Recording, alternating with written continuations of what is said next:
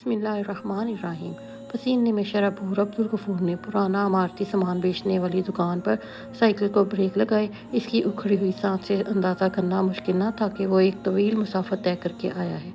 Cycle से उतरते ही इसने दुकानदार को 30 रुपये देते हुए 10 पुरानी ईंटें तलब की। दुकानदार ने अपने मुलाजिम से ईंटें देने का कहकर खुद अखबार पढ़ने में मसरूफ़ हो गया। अब्दुल गफूर ने ईंटें एहतियात से कैरियर के साथ बांधी और साइकिल को घसीटता हुआ पैदल ही रवाना हो गया। दुकानदार अचानक किसी ख्याल से चौंका और अखबार एक तरफ रखकर अब्दुल गफूर को जाते हुए देखने लगा। वो सोचने लगा कि ये शख्स जो एक अरसे से हर दूसरे तीसरे दिन 10 ईंटें खरीद कर ले जाता है, इनका क्या करता होगा।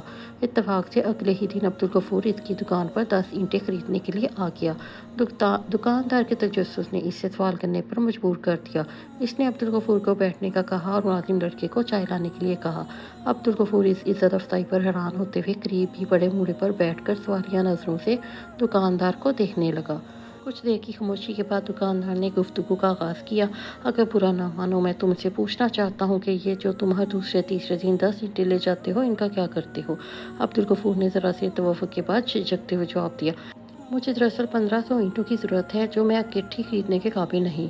दिहाड़ीदार मजदूर हूँ, कभी काम मिलता है कभी नहीं। जिस दिन काम मिल जाता है इस दिन मेरी कोशिश होती है कि मैं कुछ ईंटें खरीद कर जमा कर लूँ। 1500 ईंटें किस मकसद के लिए इकट्ठी कर रहे हो। घर के सेन की दीवारें ऊंची करके अपने प्यारे नबी सल्लल्लाहु अलैहि वसल्लम की नसीहत पर अमल करने के लिए। वो मुबारक नसीहत क्या है।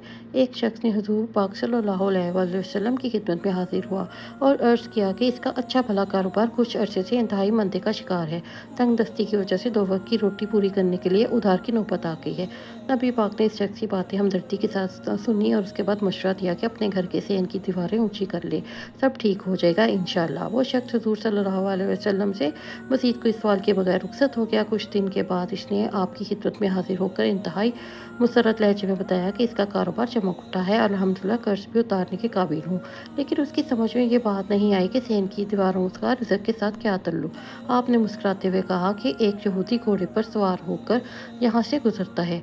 दीवारें छोटी होने की वजह से सहन में काम काज करती इसकी बीवी पर यहूदी की नजरें पड़ती थीं। इस बेपर्दगी की वजह से रिज़्क में तंगी आ रही है। दीवारें ऊंची होने से बेपर्दगी ख़त्म होगी और रिज़्क में भी बरकत आएगी। सुबहान अल्लाह। दुकानदार के मुंह से बेसाख्ता निकला।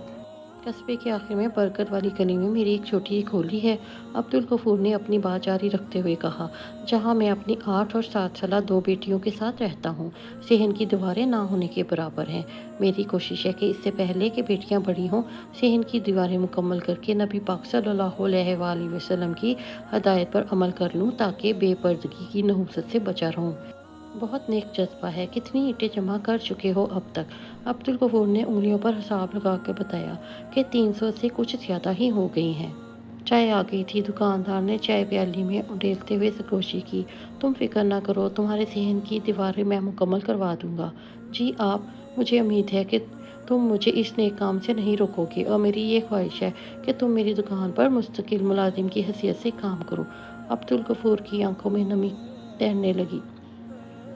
वो गैर इरादी तौर पर आसमान की तरफ देखते हुए सोचने लगा कि रब्बे ताला तू कितना करीम है, नेक काम करने के इरादे पर ही अपने बंदे पर अनायात के दरवाजे खोल देता है। अल्लाह पाक हम सब के घरों, दिलों और जहनों को इस्लाम के बताए हुए रास्ते पर चलने की तौफीक अता फरमाए। आमीन। ये प्यारा वाक़या पसंद आया हो तो हमारा चैनल सब्सक्राइब कर दें और कमेंट बॉक्स में अपनी राय का इजहार ज़रूर कीजिएगा। शुक्रिया।